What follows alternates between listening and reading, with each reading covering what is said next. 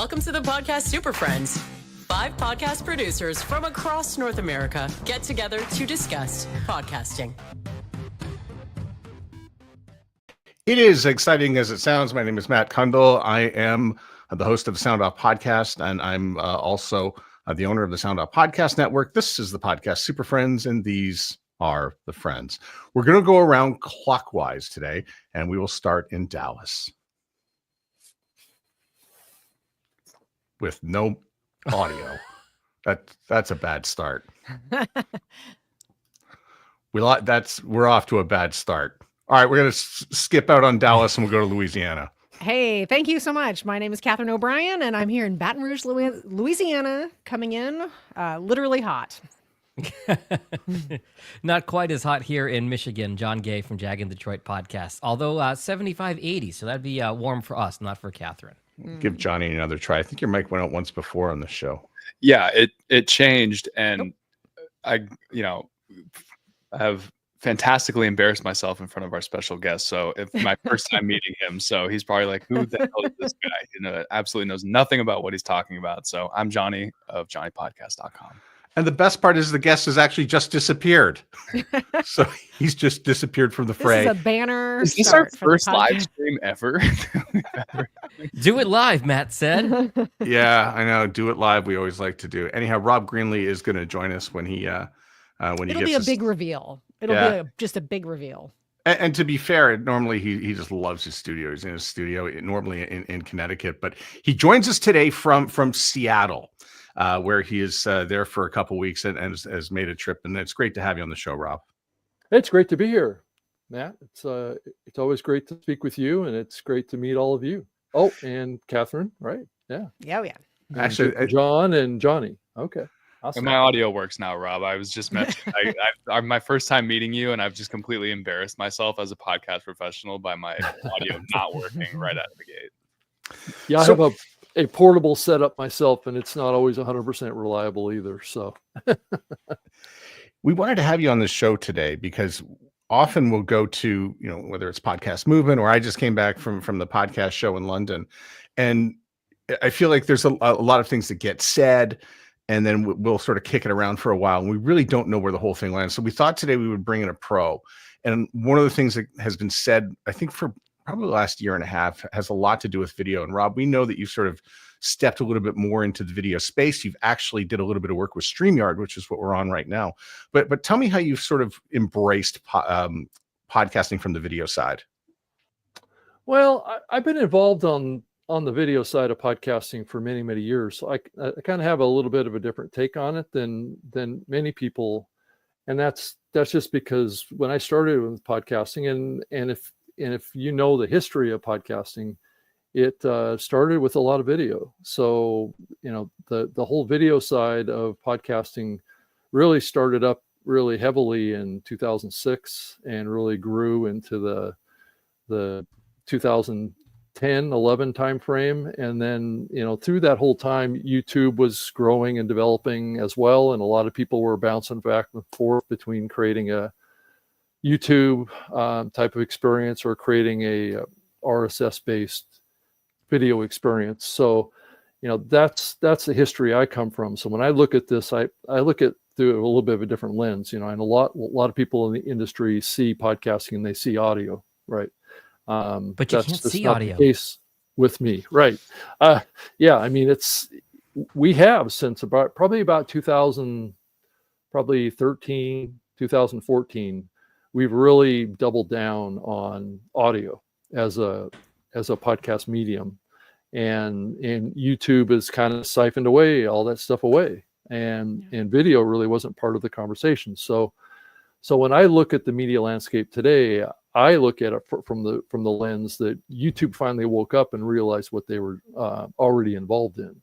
And this little move that they made by making a video podcast playlist was a pretty minor move for them, but it created shockwaves in the industry because people are like going, well, what's a podcast now, right? It's like, that debate is still raging in the industry right now.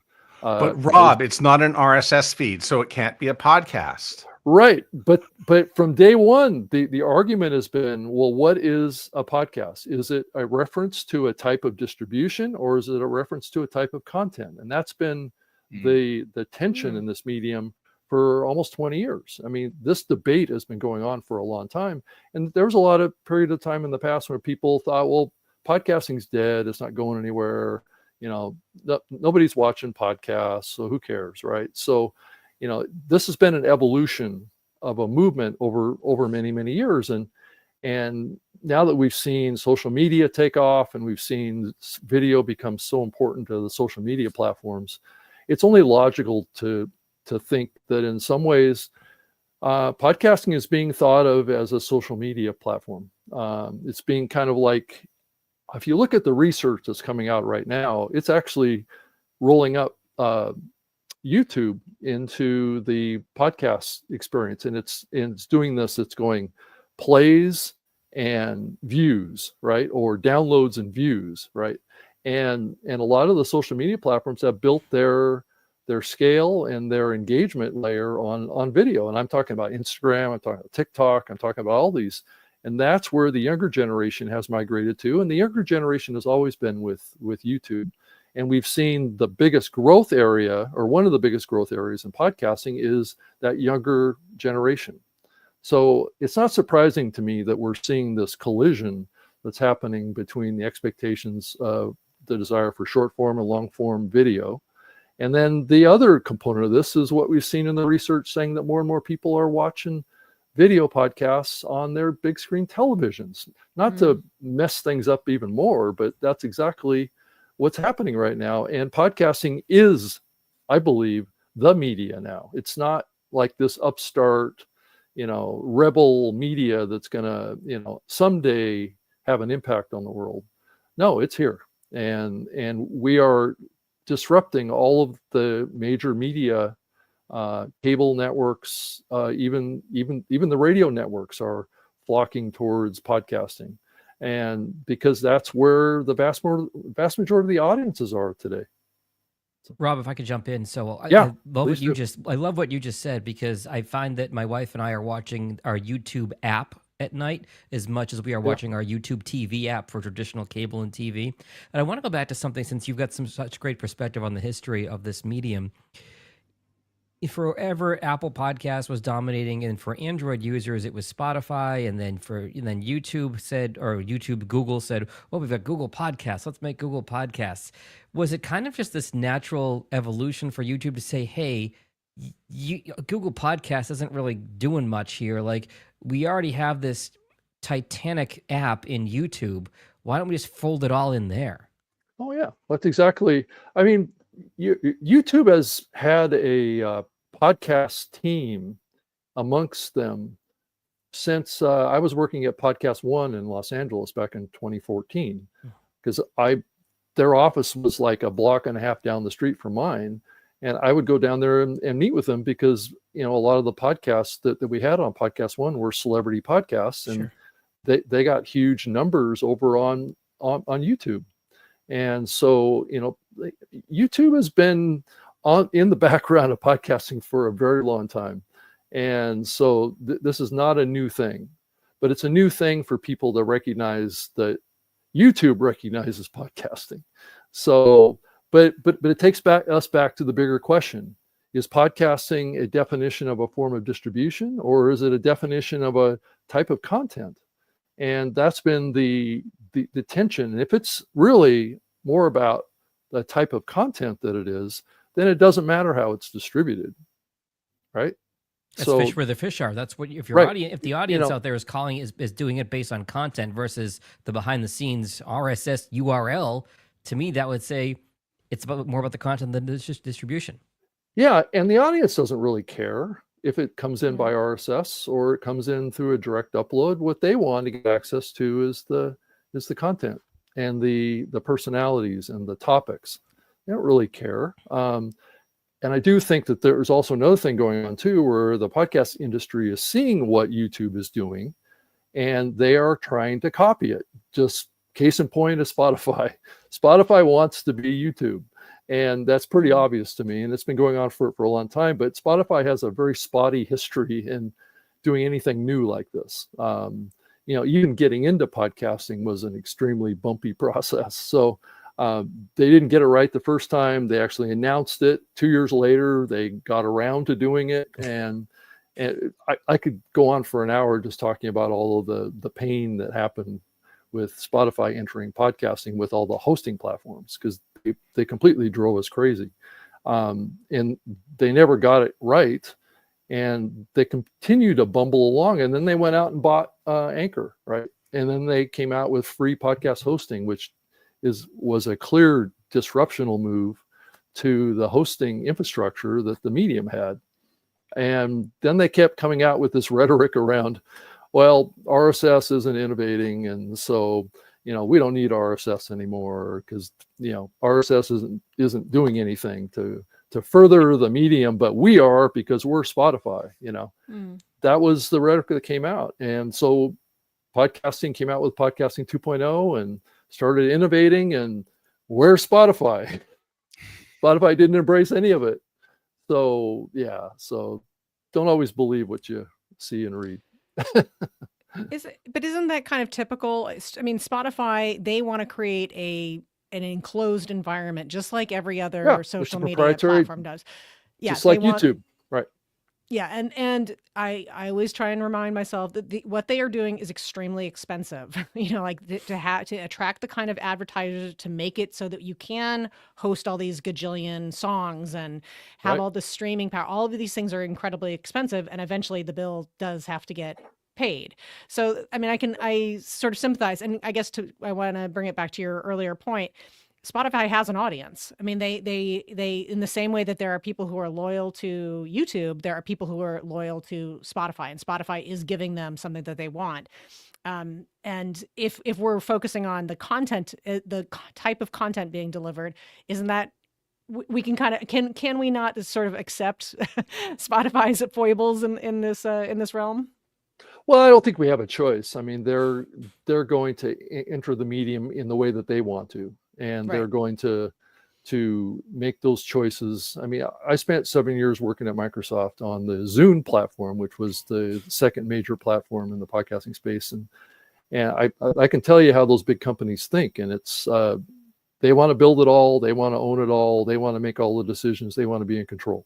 So that's what big platforms do, and YouTube is no exception to that. It's not like what we've seen with what YouTube has done. And I kind of laugh sometimes, because I think we have a higher expectation for Spotify than we have for YouTube. That's a good point. And it's probably not fair to some degree. Many have accepted what YouTube has done and have seen its advantages and have experienced its disadvantages. And Spotify is trying to do the same. The difference is that Spotify came from an audio first priority, and now they're using video as a disruptor to their audio first approach, and that's what has a lot of people upset. That's a good point. Rob, I wanted to address kind of the shrinking elephant in the room, and Jack touched on it briefly, which is Apple Podcasts. Oh, Apple, yeah. So right. There's them. Apple. Clearly, so YouTube, based on all of the data we've seen over the last few years, YouTube has made a market jump in discovery and consumption because of their video first platform. Spotify sees that, like you covered, and says, hey, we want to do that too. We're coming from an audio first platform. Let's try and be like YouTube. We'll have comments, we'll have video. Hypothetically, you are now the president of podcast operations, whatever the title is, at Apple. Apple doesn't seem to have really, they were happy with the big lion's share of the market that they had up until YouTube stepped in and said, hey, by the way, we're going to take a lot of that away. Spotify has clearly made steps in that direction of YouTube. Let's just say, pretend you're in charge of Apple Podcasts now. What are you doing? Because Apple doesn't seem to be doing anything. Yeah, well, Apple is still this is where it gets a little cloudy. Apple is still really, I think, the kingpin in podcast consumption. They may not have the most users or the most creators in the bigger picture of things, but more people consume podcasts on Apple Podcasts or Apple devices than any other device. So, and I do believe that still exists today. And there has been some data that's come out here in the last day or so that has confirmed that it's now Apple, YouTube, and Spotify are the three ranked players in podcast consumption. The issue gets back to is how do we define what a podcast is, and that will drive what that distribution looks like, right? Because if we gauge this on RSS-based listens within YouTube, then YouTube is a minority player. But if we're basing it on video views in YouTube of what people think is a podcast, then that amplifies the number tremendously. And that may be why people think that it's the number one place to find a podcast now, which I don't believe it's the number one place for the most consumption of what we consider to be today a podcast. I think Apple is still the biggest. And if you look at the historical numbers, Apple has been 6 times larger than Android in actual episode consumption, right, per user. So Apple device users listen to a whole lot more podcasts than any other platform. And that I believe that also includes YouTube as well. But I do think that YouTube is catching up fast. And as we see this move towards making more video and people perceiving video as being a part of a podcast, that's going to change. And I also think I've been putting a lot of pressure, and I know many people in the industry have been putting a lot of pressure on Apple to re-embrace their video podcast experience in their ecosystem, because they have video podcasts in there today. It's just that you can't find them. So that's a big problem. So if Apple comes out and makes a decision, which they've been encouraged to by myself many times and others, they come out and have a little toggle at the top of the app that says audio or video. That's all they have to do to jump into the video game. And you'll see a lot of people put out a video podcast that's hosted on RSS. But that feels like it's going to be cumbersome and maybe a little bit different than Spotify and YouTube do it, where it will stream to the phone. But for Apple, it's a download, and downloading video is very expensive. Well, I mean, it's not a huge difference between the data, or really between video podcasting and HLS streaming. But there's a little bit of a difference. There's more efficiency with streaming than there is with a download. But the whole thing with Apple, that is their competitive move right now. If Apple wants to make a very simple change to their UI to be seen as a player in this new audio video world that podcasting is, that's a simple move for them, because they used to do it 10 years ago or even a shorter period of time. I think they took it out of the interface probably like 6 or 7 years ago. Rob, could you detail a little more? You said something earlier about podcasting potentially being a social media. Yeah, could you just expand on that a little more? Yeah, it's increasingly being seen, I think, in the same light as social media. Just with the popularity of social media and how people see YouTube as a social media platform, which in some ways it is, in some ways it's not really.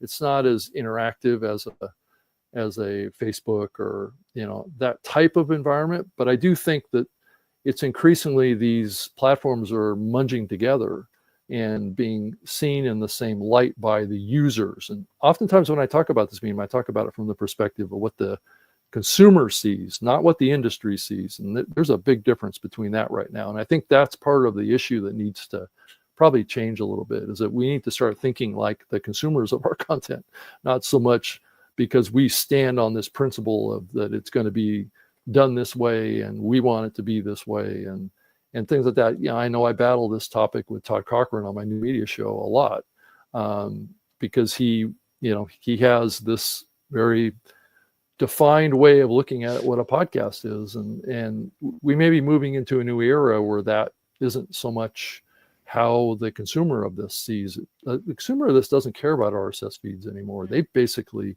disappeared from the consumer's mind about anything to do with podcasting. And coming at it from the other way, Jag and I have talked about this a few years back, is maybe it's not so much that Apple, Spotify, and YouTube have to become more like social media platforms versus social media platforms have to become more welcoming to podcasting as creators. So like my big one is I think X is the best positioned platform to become a really all-encompassing content creator platform. It would be as simple as going to my profile on X, and there's a tab that says podcast, and I go to that, and every podcast, that RSS feed is integrated directly into my social media feed. But also keep in mind that all these platforms are moving towards direct upload. Right. And X and a lot of these social platforms don't want you linking off of their platform to another platform. The algorithm will penalize you big time for sharing a bunch of leaks instead of uploading it natively. Yeah. Right. And that's the real interesting part about this, is that all these platforms are kind of trying to compete with each other for users, right? And keep attention and keep people on their platforms. And X is a classic example of this. They have live streaming and they have video support, and if you want to get views on X, you have to upload directly to their platform your video, which disrupts, a centralized approach to distribution.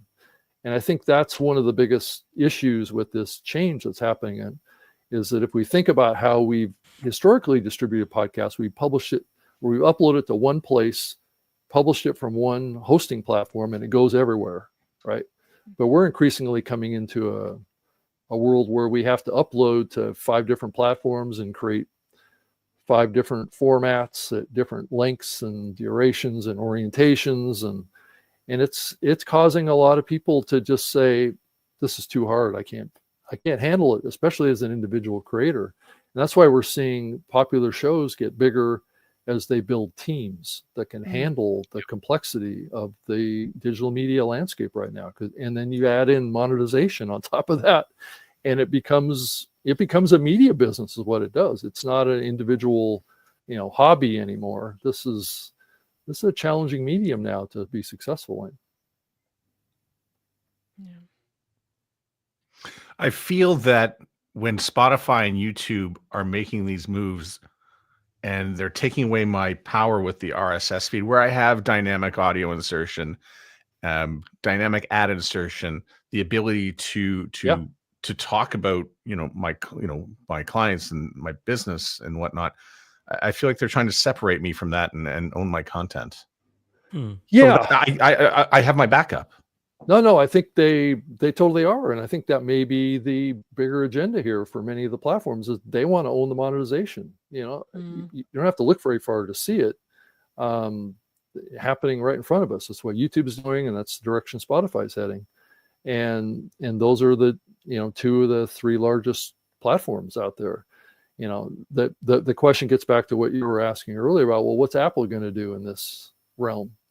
And well, Apple's unfortunately been a failure in advertising. So I don't think they're ever going to get back into advertising. So they're going to have a hard time, justifying the existence of their platform based on an internal advertising, push that YouTube has and Spotify has. So, that's really our only outlet, really, at scale going forward. I think via RSS centralized host read, dynamic ad insertion kind of capabilities, and we may, there's other smaller apps out there, Pocket Cast and all those, and Overcast and those, that will be a player in this, and I think they will remain a player in this. I think where the industry is getting squeezed is that there just aren't any or very few new creators, and I think that's one of the things that the hosting platforms are getting crushed on right now, is that there's no new lifeblood. So most of them are living off of long-standing podcast accounts that have been able to achieve some level of success. And unfortunately, that number is getting smaller. It's not getting larger. So that's the squeeze that's going on. I have a sort of a question in this realm that might seem a slightly devil's advocate-y. Okay, but that's fine. we'll see. That is, one of my sort of points of acceptance in the podcasting world is that it is a niche product for a niche audience. Yeah. YouTube is not a niche. X is not a niche. All these other places are not niche the way, or Spotify is not a niche the way that podcasting always has been a little bit of a niche. And so this is where I'll share that I get a little bit frustrated with this conversation about no RSS feed, no podcast. It's not a podcast, because there's all these millions and millions of consumers who are taking on podcasting in places like YouTube, and they have never been a part of the RSS feed. They've always been a part of the video world, the YouTube delivered world of podcasting. So it's a little bit hard for me sometimes to really embrace being super loyal to the RSS feed, because it's like, was the RSS feed super loyal to the podcasters who've been doing it for, a long time now? Yeah. Yeah, I think that's a good point, Catherine. And, it's almost like, we all have to somewhat accept that change is happening. And I don't think that RSS-based distribution is going to go away. And I do think that what's happening in the market is also starting to energize the hosting platforms and the folks that are behind the Podcasting 2.0 initiative to innovate and to make sure that RSS supports video. There's more and more conversations that HLS streaming and the alternative enclosure tag, the live lit tag will be embraced by more of the apps. The problem is that will Apple embrace this? Because Apple is where the scale is that will make this all really compete against the efforts that Spotify and YouTube are partaking in an effort to disrupt what podcasting is, or what it has been. And it may force us into accepting the fact that this is going to be a split medium going forward. Rob, I'm glad you mentioned Podcast 2.0. Sorry, Catherine, because Matt is sort of our group expert on that. He's talking about Fountain and Satoshis and all these foreign terms to the rest of us. That, and I feel my pushback, and maybe this is, Abe Simpson, old man screaming at cloud, or this is, your music's too loud, get off my lawn. But whereas it's been such an effort to get, mass acceptance of podcasting, and we're finally there where the majority of Americans are listening to podcasting, it seems like when you throw these other variables in, my reaction is like, oh, we just got this. Why are you going to mess it up? I understand what you're saying about like needing to reinvent to stay on top of things, but my natural inclination is like, no, we just figured this out. Why are we going to muck it up? Right. Well, yeah, I think that there is something to that, and it is going to add a bunch of work to a lot of the app developers that have built apps for and education for listeners. And then education and all this stuff. And, there's been a desire to do this for many years, but the problem is, and it has always been the case with podcasting, is that podcasting is a group of people that are very passionate about what they're doing. They like to do what they're doing, but the truth is that it's not a big company, and it's not organized in that way. And podcasting is really a group of stray cats that like to do their own thing. They like to run off and do this and do that, which has been terrific for podcasting up until now, because there was a lot of new ideas, a lot of energy, people coming up with different ways of doing things, and that's how we all built this medium, was based on learning from others. But now we're moving into a different era where you have these big companies that are really investing and have the scale and the reach to start carving away at our little, RSS open distribution domain that we've carved out over the years. And in a lot of ways, we've I guess frustrated these platforms because they felt like they could have taken us over many years ago, but the open nature of this has really gotten in the way, right, to some degree, of their interest in trying to make it a proprietary medium. And hopefully we can hold on for dear life, that we can keep the RSS. I'm a fan of RSS. I mean, I built my whole career on what podcasting is, but I'm also a realist too, and I understand how these big companies think, because I used to work for one. And this is the direction things are going, whether or not we like it or not. And also you have to add in this whole layer of AI, how that's going to change things too. I don't think we've seen even the beginning of it yet. With podcasting 2.0, and I know Dan Meisner and the team at Bumper were talking about metrics. We can talk about metrics shortly. Yeah. But I just, every time we get together to have the discussion about how can we fix this, how can we advance this, how can we make a change, I always sort of think, can we do this without the cooperation of Apple and Spotify, who really get 80% of the downloads? Like, is this a silly discussion unless these two big companies are participating? Right. Yeah, because Well, that's a tough question, right? Isn't the big thing with podcasting 2.0, like one of the cornerstones of it is the direct payment to a creator from the listener within the app? Apple's not going to like that. Neither is Like Spotify. Yeah. Spotify, like YouTube kind of has it with the super chats and the thing, and like the premium subscriptions you can do within the channel. That's geared more towards live streaming, so that you're getting that real time interaction with the listener, with the viewer.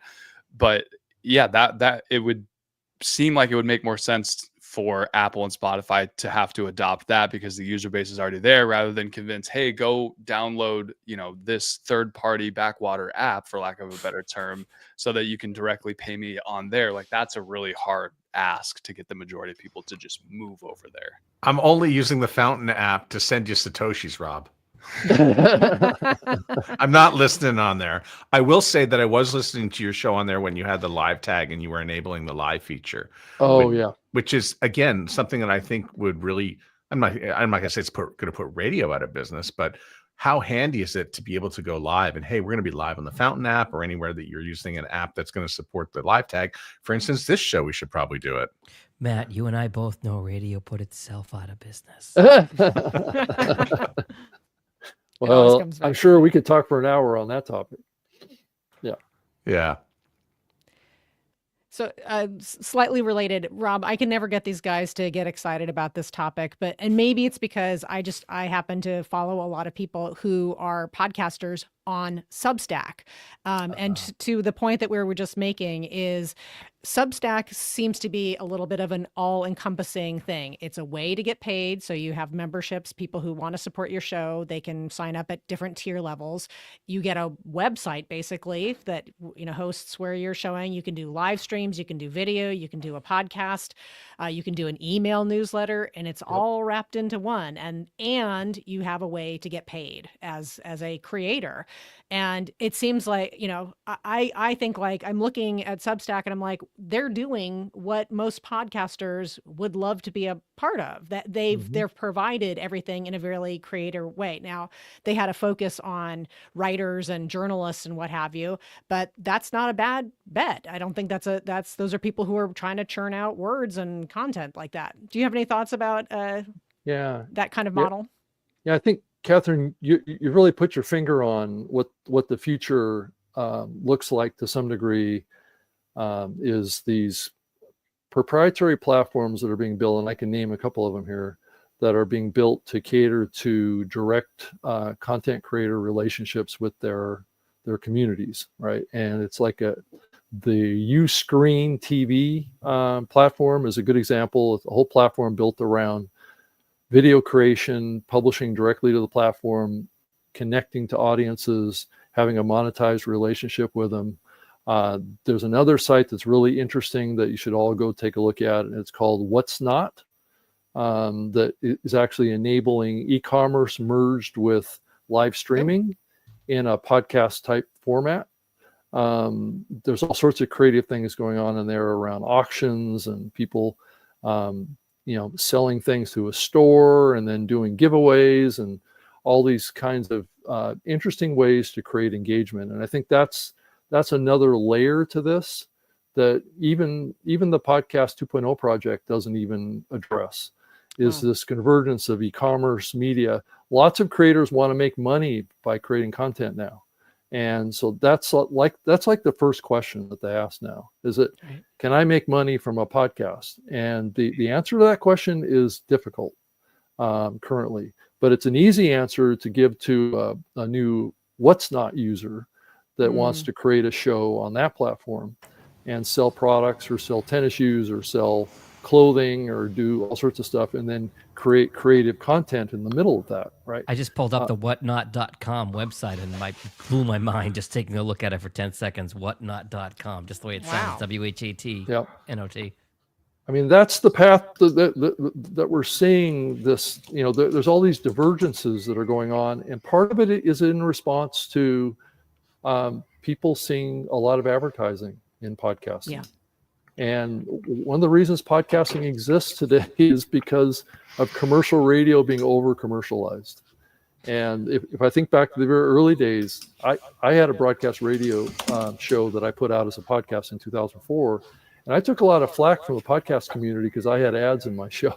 I was a sellout of sorts, Oh, right? brother. That was the ideology back then. And that's why this podcast medium existed, was a reaction to the control and over commercialization of radio. And so we may be seeing that happen a little bit now again. Would one of the alternatives to that be a Patreon, where the big selling point on that is the ad-free experience, and you're really getting to directly support your favorite? Yeah, it's the freemium model, right? Yeah, and Patreon is another example of all this, and they built quite a support infrastructure, and Apple started to play the premium game as well, and Spotify plays that game, and a lot of the podcast hosts have been playing that game, but it's always been a very jumbled mess. Right. I mean, it's not really. Apple, I don't think, is making much money from it, but you look at like a Ustream or a Uscreen TV or a What's Not, and people are making money. So it's how do you argue it when people are wanting to make an income from what they're doing with creating content? It takes a lot of work now. Yeah, and I think it's it's very white pilling for me, because I would rather there be 15 different options for me to be able to go monetize and create a private audience, rather than you can only go to Spotify and you have to go there if you want to make money. That's the only way to do it. And then that way Spotify becomes sort of the umbrella for anyone who wants to be a content creator, versus you can still just do it on your own. It can be on Ustream, it can be on Patreon, it can be on Substack, but I think the ultimate thing that it comes down to is what we've sort of been dancing over this whole time, is the content you're making has to be good enough for people to pay for it. Yeah. That's really what it all comes down to. And I think we're working under the assumption that, X person that we're talking about has content that's good enough to be paid for. Well, and it's content that's good enough to find a decent size audience. That's the real. I mean, the whole thing is kind of like secondary on the monetization part, but the problem is a lot of new creators want the monetization to happen from day one. Even you before mean every they even client have an that we've all four of us talked to the moment we have our first meeting with them, Rob? Yeah, are we making money on this show, Matt? Matt is. He hasn't. Matt, I haven't gotten my check in the mail yet. Where's my Satoshi? I just gave 2 weeks notice at my job. This podcast has got us pay the bills. Right. Yeah. Well, that's exactly what's going on. Not to pivot too hard, Rob, but so one of the things that we talk about a lot on this show is geared towards the smaller creator, people who are starting their podcasts a couple years into their journey, not necessarily the established. They've been there, they're making money. Yeah. But the addition now of video can be really daunting to new creators. I thought I was starting a podcast. All I thought is I had a mic. Now I got to be dressed up. I got to be on camera. I got to have the right lighting. And they see the really top 1% podcasts that have this incredible video production. But since you're such a proponent of video, which I'm happy to learn, what do you recommend to these new creators, if anything, when they're starting out? Do they start audio only and then branch into video? Or is it sort of just a comforting reminder of, hey, you don't have to have these $10,000 cameras to have a video podcast? Yeah, it's a complicated question to answer. I mean, I think it depends on where you're at, what your kind of content you're trying to create, what you're trying to do, what your motivations are, what your mission is. It's a very complicated question to answer very simply, because you can start as audio only, and I'm in favor of that. I think if you want to create a show, it's going to be a lot easier for you to get off the ground as an audio program.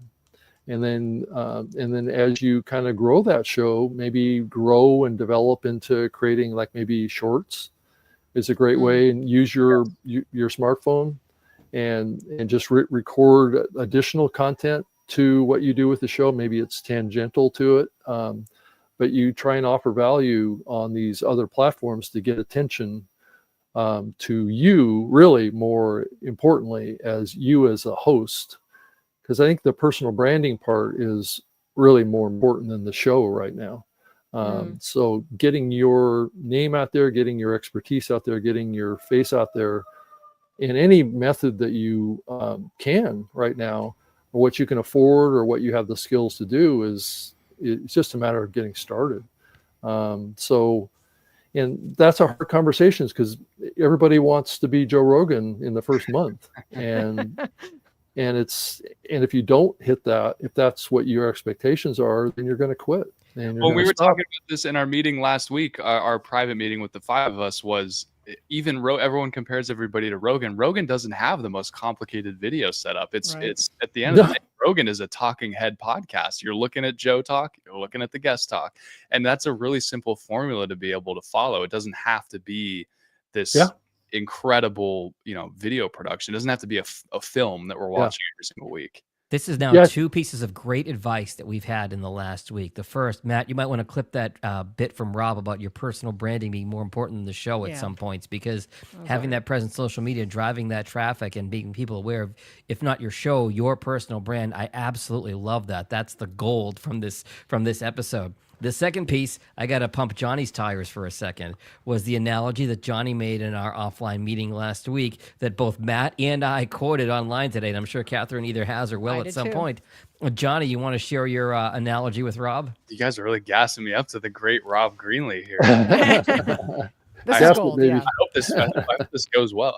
Basically, just off the cuff, I said that video and audio podcast is like having shoes and socks. Your shoes are your audio, your video are your socks. You can leave the house without your socks, but you're not going outside with just socks and no shoes. So at the end of the day, video can be this big driver to audience growth, but if you don't have a really, really high quality audio production driving your podcast forward, you're going nowhere. Your show's dead in the water. You got no shoes. Will always come first. Those socks are going to get wet. Yeah. I agree with that. I think that's a good analogy here, but it's still a complex situation for new creators. I mean, I'm in the middle of trying to plan a new show myself. Can we get a sneak preview of what that'll be?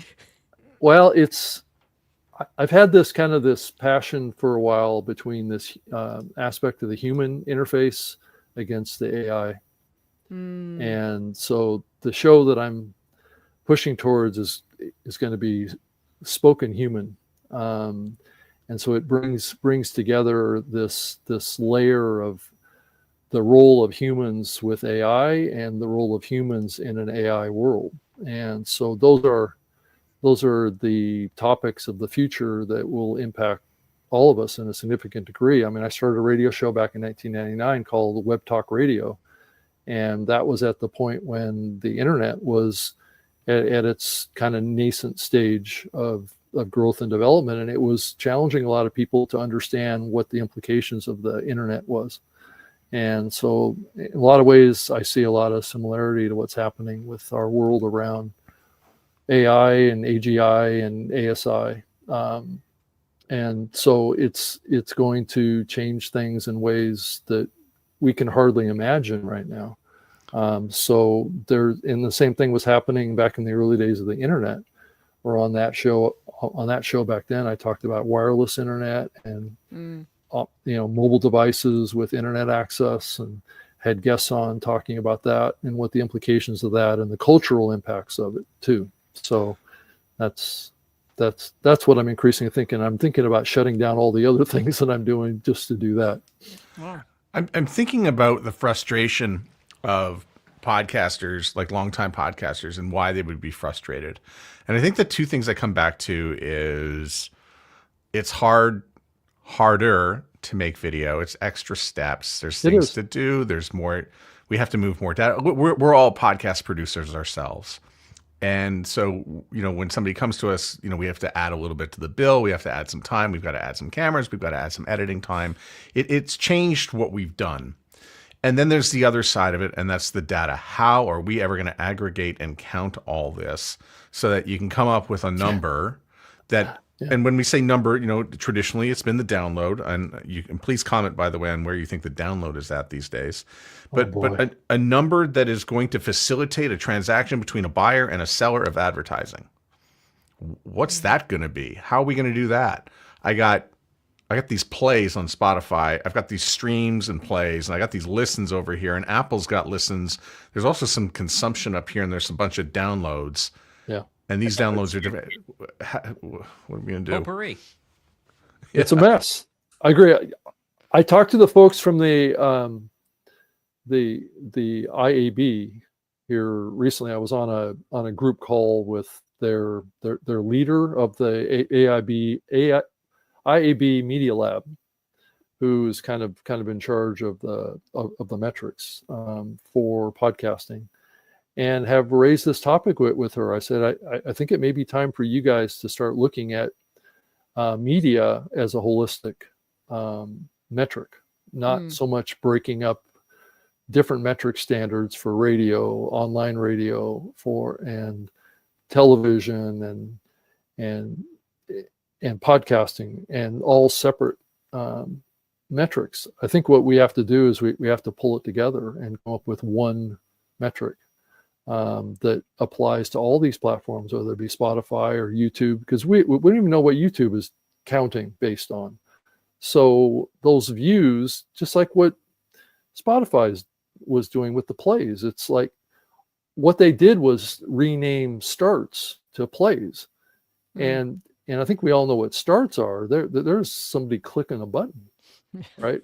And that's what we moved away from with the IAB metric standard on podcasting, is that you have to play, a minute of the content before it's counted. You can't just click on the button 10 times and have it counted as 10 plays. So, that's what I fear. I don't know that YouTube and Spotify are that dumb with their counting and their metrics, but I do know that we've been through with the IAB a little bit as well. My numbers are better if they're smaller, type of approach to this, and I do think that that doesn't play into the hands of a media world that wants to make money. Everybody loves a bigger number. Right, exactly. But the goals of the IAB and the goals of podcasting over the last 10 years have been, whoever has the lowest number must have the best numbers. Did you hear what radio did? What they do? It used to be 5 minutes. If you claimed you listened to 5 minutes of a show, they would credit 15 in the ratings book, and they changed that. So now you only have to listen to 3 minutes of the show. Of course, right? Yeah. Well, the numbers go up. That's right. So if you want to grow your revenue, you got to lower the threshold for entry of what a play or a listen or review is. Right? Yeah. Matt, can I give you an anecdote that'll make your blood boil when it comes to views on YouTube and selling that to advertisers? Oh, gosh. Okay. So I recently saw an inside of a YouTube studio where, I don't know how this worked. Apparently, a guest on a podcast, this person does not own the channel. They were able to put money into promoting their episode on YouTube and drove those numbers through the roof. I'm talking like hundreds of thousands of views over a 90-day span. It led to one comment on the channel, on the video itself. And I was able to see the internal metrics of the viewership. It was no longer than 9-second increase of view. So 39 seconds of the video was being viewed across these like 200,000 supposed views. Wow. Now you take that number, all I have to do as the person selling ads on my show is to screenshot that and say, hey, look, my video really took off and I got 300,000 views on this podcast video. Okay, but why does it have 3 comments? And that doesn't count in any sense of the word of a view, but that can still be sold to an advertiser. Fraudulently. It's fraud. It's fraud. Yeah. Yeah, and I think that there's been a desire to move the industry towards what they consider as counting engagement, right? and I know that the YouTube platform has been really pushing, because I've been playing around with it a lot, pushing this concept of play duration. How long is a person watching that video, and what's the percentage of click off the thumbnail, and what's the conversion, and what's the fall off of audience numbers in the timeline of the playback. And that's their primary metric now, is the clicks on the thumbnail and what the play duration is. And they will drive attention to that video more if it has a higher percentage of audience retention after the click. And so that, but the problem with that is, and the other end of the spectrum here, is that that's also going to be a metric that drives the numbers down. It's not going to drive the numbers up. And so increasingly the content's going to be evaluated based on its engagement and how long it keeps people consuming it. Pure retention. That's what the advertisers are going to wind up wanting to buy, is shows that have longer engagement, where they can get their ads to play in front of the audience. Yeah. So, yeah. Yes. Rob, I'm wondering if we can take a. Oh, sorry. A landline. What's a landline? I was going to say, Johnny, for your benefit, that's a phone that used to be plugged into the wall. So. Well, I just know that's Descript calling Matt wanting to sponsor. Rob has his finger on the pulse of all things tech That's for the next right. 20 years, but he spectrum. still has a landline. You've got like 1950 to 2050 covered. It's John, true. That was my dad's- landline. Oh, wait, it was Matt's? I thought it was Rob's. Oh, okay. Oh yeah, I knew that. Wow. Oh, John, well, at in my Canada, dad's that's different in place. Canada. Yeah. It's different in I'm Canada. at my dad's Very good. place, and he still has a landline. Yeah. Wow. So, Rob, I'm hoping we can take just a little tangent, but hopefully a helpful tangent. You and I first met because I had the honor of being a panelist on a panel that you moderated at Podcast Movement about local podcasting. And I know you had a lot of passion about local podcasting. And I'm wondering if you could just share a couple of thoughts that you have. What do all of the things we've been talking about, the video, the podcasting 2.0, all of these new changes to the industry, is there an impact for local? Is local still a viable niche for podcasting? What are your thoughts there? Well, it's a complicated question and a complicated answer to give on it, because I think when I was putting those panels on, I think I had a certain perspective on it that was based on the information I had at the time.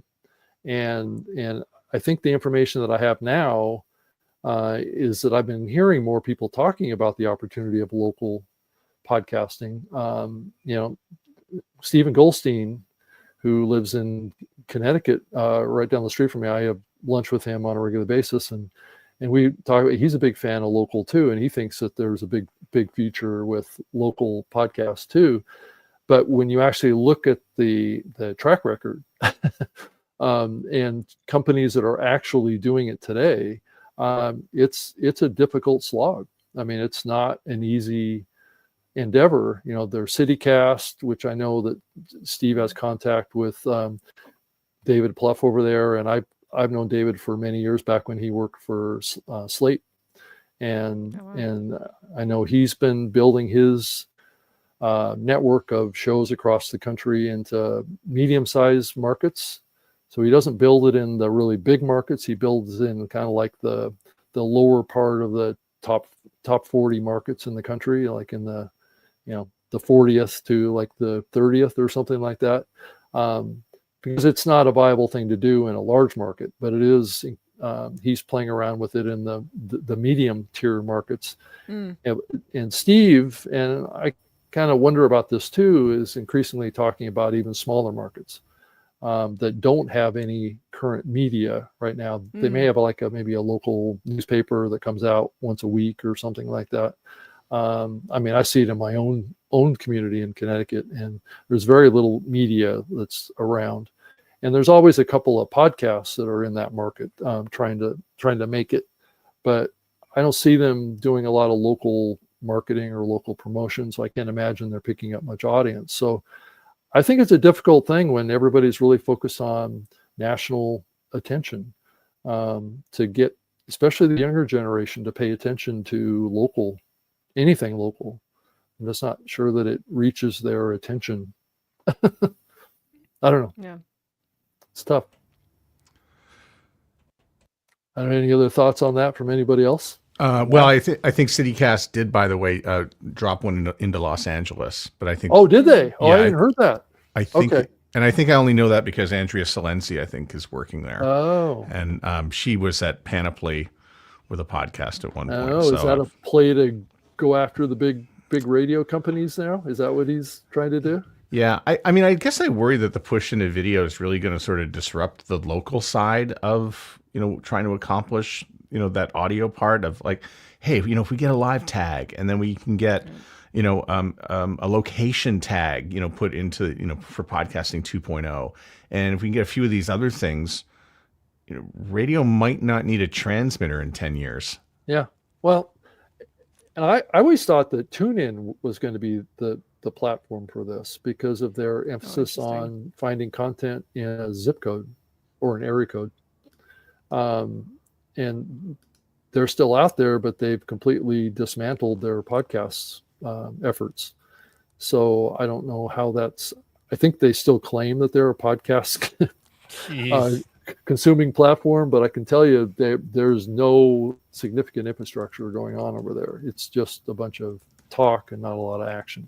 Matt, I don't see LA on CityCast. I'm on their website. I see that they're bringing Twin Cities, which I guess is Minnesota. Minneapolis, St. Seattle, Paul, for you, Rob. Seattle's got one coming out. And then Austin, Boise, Chicago, DC, Denver, Houston, Vegas, Madison, Nashville, Philly, Pittsburgh, Portland, and Salt Lake. Well, then we'll be editing my part out of the show. Fix it in post. Now leave it in there, Matt. Yeah, okay. Yeah, I think it's an interesting trend line there. I mean, I think there's only a handful of companies that are trying to play in that space right now. And I would think that it would be more geared towards individual creators rather than larger companies because, like you said, behind any kind of content creation, it's passion that's driving it. So there's got to be plenty of people with passion enough for their local communities combined with the passion for podcasting that they would be able to build something significant around this rather than relying on a larger company to do it themselves. It's just that there's no real solid examples that I can point to that been able to right.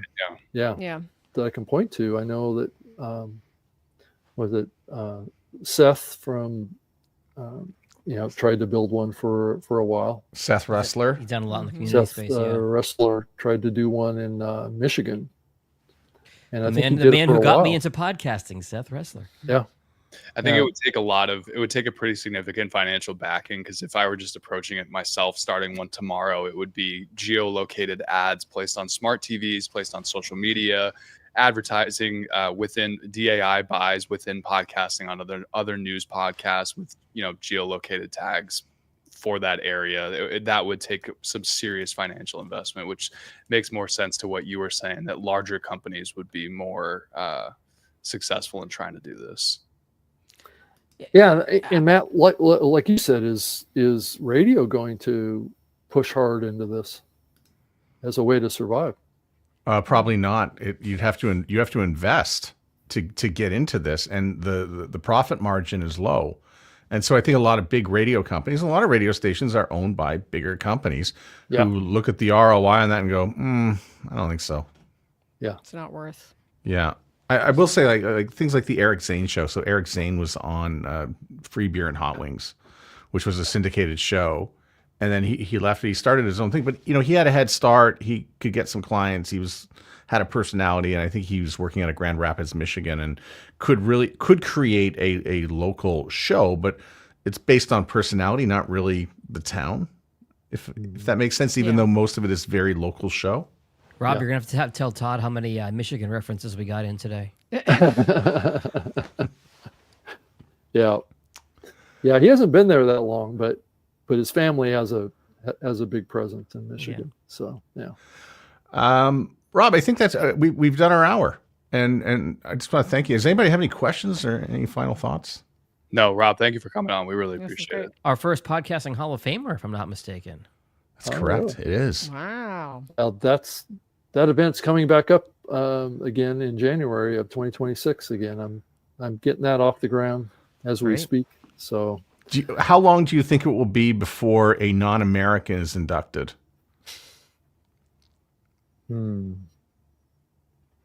That's He's a tough. asking about himself because That's a tough question to I know. answer right now, because I'm, Yeah. the people that are inducted are voted in. Yeah.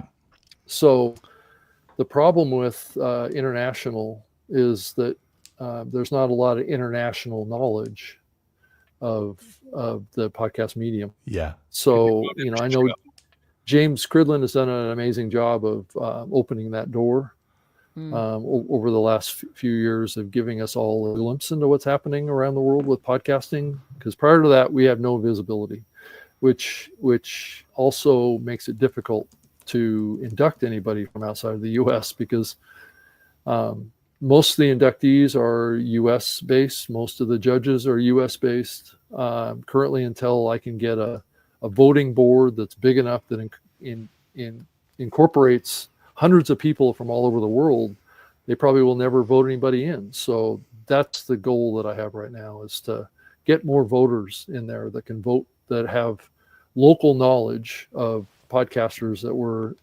influential in those international markets. Nice. Matt, And- get your headshot ready, and there's for your Right. consideration ad Right. campaign. I can see Yep. it now. Canada. Well, Canada should be in there. Right. I agree with you. Yeah. I mean, given the amount of stuff that the CBC produces and other great things like, this is a good time to plug Canada Land and some other great stuff that Oh, I Canada agree. has produced. Yeah. I agree. And Right. there's been a lot of great stuff out of Australia and the UK too for years. Rob, thank you very much for joining us. We really appreciate it. Don't hang up, because this is StreamYard and nobody's allowed to leave until everybody's completely unloaded. You're locked All in, boy. platforms. Yep. Yeah. Okay. So we'll go around the horn and say goodbye. Johnny. There's a great podcast about music that comes out. It's called Past Tens, a Top 10 Time Machine podcast. You can check it out at timemachinepod.com, hosted by our very own David Yaz. Yeah. And we'll mention that David is away. He's had a passing in the family, and we missed him today. Thank you for getting that reference in there, Johnny. It really would not have been a podcast Super Friends without hearing about Past Tens. Thanks, everybody. My name is Catherine O'Brien. It's been such a pleasure to talk to everybody. And thank you again, Rob, for being here with the podcast Super Friends. Well, thank you, Carolyn. I appreciate it. It was great to be here. Yeah. And thanks, Rob. I'm John Gay from Jag in Detroit Podcast in Detroit. You can find me online at jagindetroit.com. And I'm Matt Kundle from the Sound Off Media Company in Canada. Thanks for joining us. Thanks for listening to the podcast Super Friends. For a transcript of the show, or to connect with the Super Friends, go to the show notes of this episode or go to soundoff.network.